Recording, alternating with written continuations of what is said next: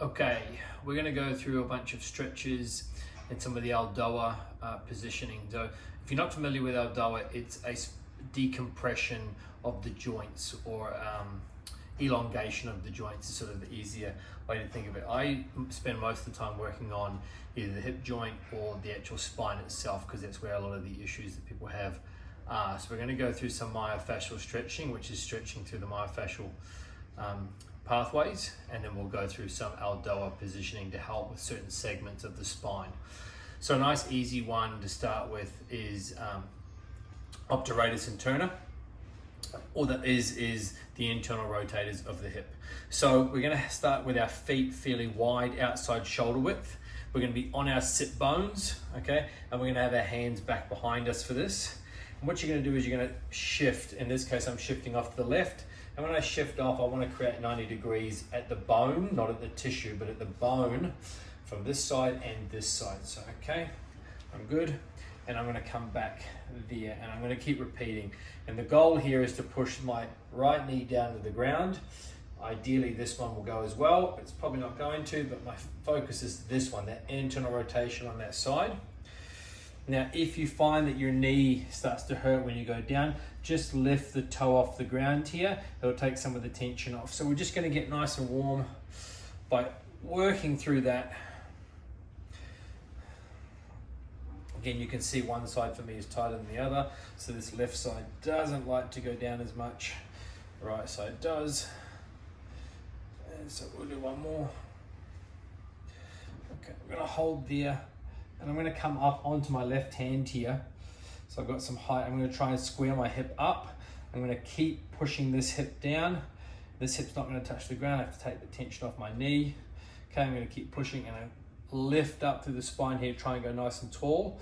That's really tightened up through here. Work the breath. And then I'm going to push my left hand out in front, create a bit more tension. Keep trying to elongate the spine, go nice and tall. And we're going to keep holding, keep breathing, and relax off. Now you want to hold that for as long as you can, 30 seconds to a minute. For me, that knee doesn't feel real great, so we're going to change sides. This side, as you can see, is a lot easier. Just my knee can get down with no problem, but I want to make sure that hip stays on the ground. So I'm trying to flatten out any gap here. Sitting up again nice and tall. And internal rotation, we're going to start to feel that in through here for me. That's where my capsule is a little tight.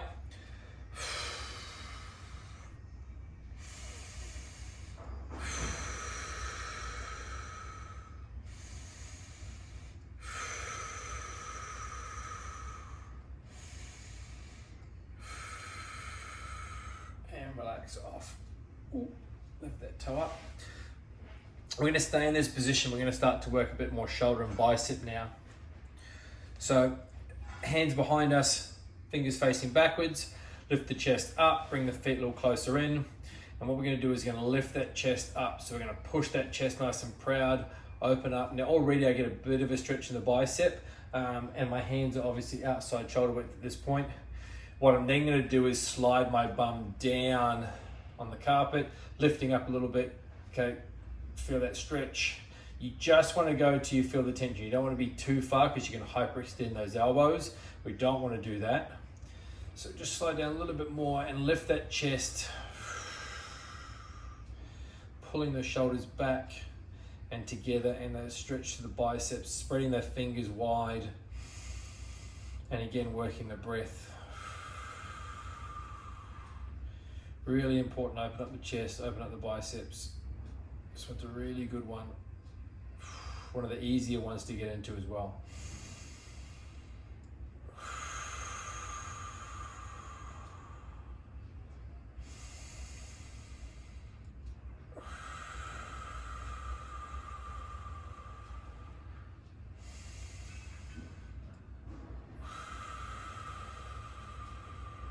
Bend the elbows gently coming off. Slide the hips back. We're going to move into another stretch, not so much a myofascial stretch, but another really good stretch, focusing this time on the back and the lats. The lats can get really tight, even though sometimes people think they're a bit weak because their shoulders fall forward.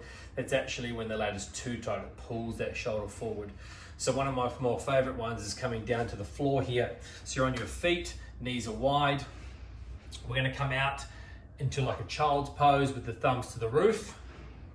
To start, pushing the hips back. Using the breath to sink into that.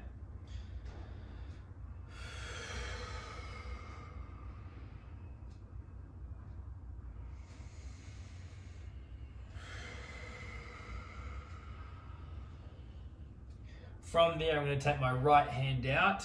My left hand follows, but my right hand's going to be further in front now with the palms facing on the flat on the ground, sorry.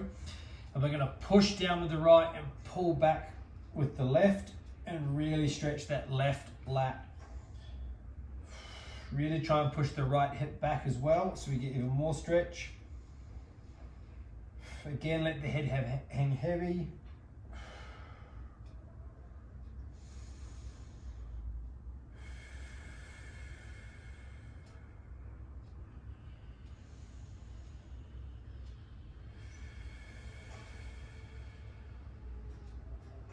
And other side. So this time the left hand goes out, that's further forward than the right. We push down with the left, pull back with the right, and push that left hip back.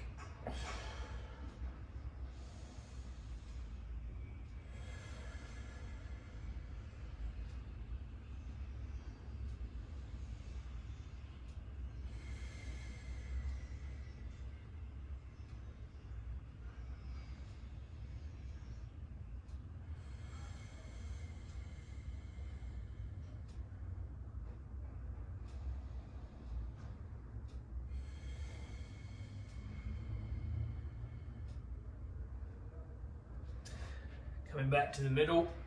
Another really good one for the thoracic spine and the shoulder girdle itself. This time in a similar position into our sort of 4-point stance or our tabletop position. I'm going to feed my right hand through. We're going to take both hands outside shoulder width.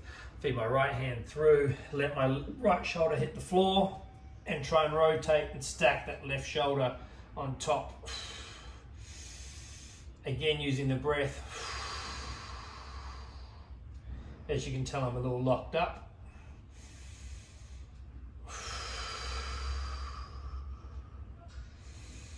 You can let the head rest on the floor if you need to.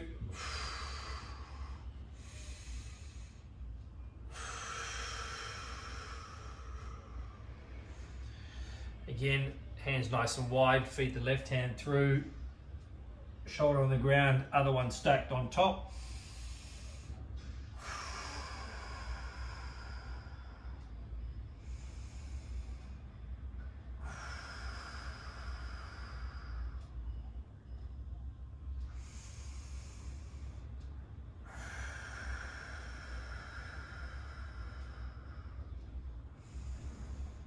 Using that breath to sink in. Whew.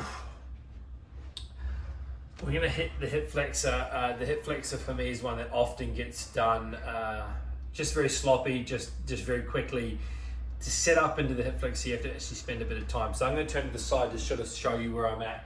For this, I want to make sure I'm nice and lined so my bum's not sticking back, so we're tucked under. My left leg is forward and outside of shoulder width, and I want to be a little bit more forward because I'm going to drift forward. So from there, tuck the hips under. I'm going to bring this foot out, creating internal rotation at the hip. And I'm going to shift off to my left side. So I'm really going to come across the body now, holding there. So now I've actually got a real tension going left to right, also through the pelvis. I want to make sure my hips are square and that they're level. So I want to sink up, down. Now I'm starting to get there. I'm going to pull my belly button in, keeping the ribcage down. I'm going to drift forward, tuck that rib cage, push the belly button back, so I'm pushing back through the lower part of my spine here, pushing those hands up, keeping that chest up, and I'm really getting that stretch through the hip flexor because I've moved off to my left side, I've drifted forward, I've created internal rotation, I'm creating tension left to right, and I'm going to ease off.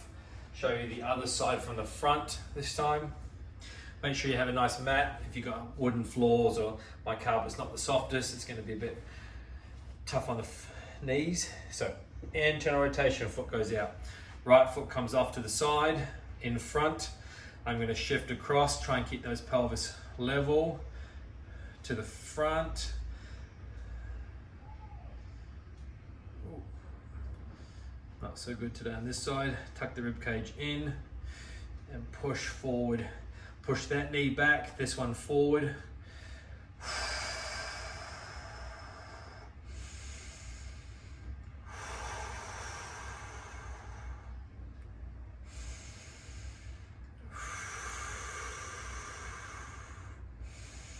Using the breath and coming off.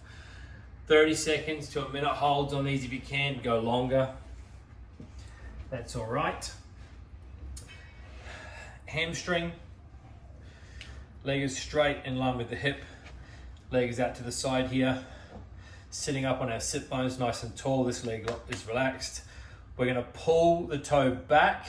You might need to bend the knee a little bit because that can be a bit nervy if you're a little tight. Internal, so bring that foot inwards. Now I'm feeling that stretch.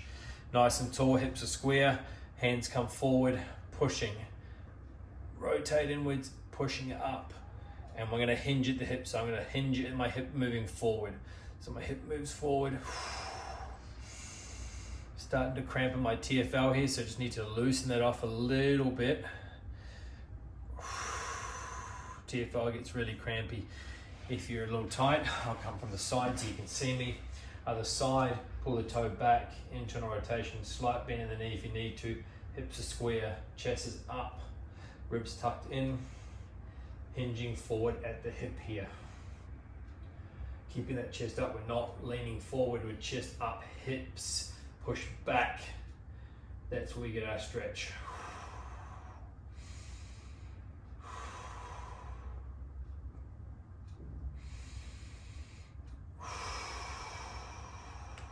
And relax. So now we're going to do some positions for our spine. So we're going to do L4, L5. What that looks like is feet are in nice and close, heels are together. Onto those sit bones, knees are wide. Pull those toes back, sitting up nice and tall to start. For some people, this position in itself is a stretch and really difficult to get into, especially if you're nice and tall. In holding this, just with even your body weight here.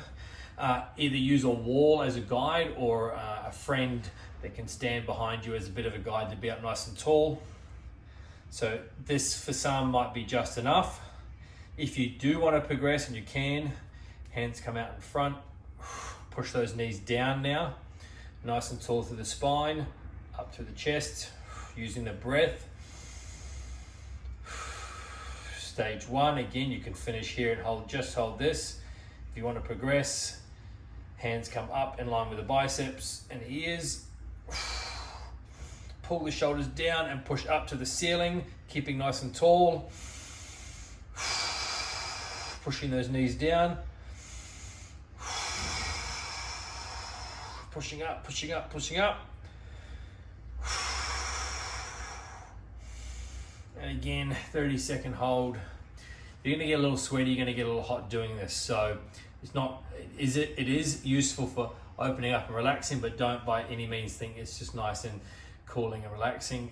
You are working, and you're working a lot because you're working isometric holds throughout the body to get those new positions that we're creating. Whew. So we're going to go into T8, T9. So feet in line with the shoulders, pushing the feet, knees in line with the shoulders, push the feet down. We want them just to be able to get flat. Again, similarly, we want to sit up nice and tall, so holding onto the knees. For some, this might be as far as we go. That's okay. If you are able to progress, hands come out in front. Again, if this is where you finish, that's okay. Sitting up nice and tall. And if we can progress, hands out to the Y like we're doing YMCA. And pushing up, again, keeping the shoulders away from the ears. Pushing up, pushing up.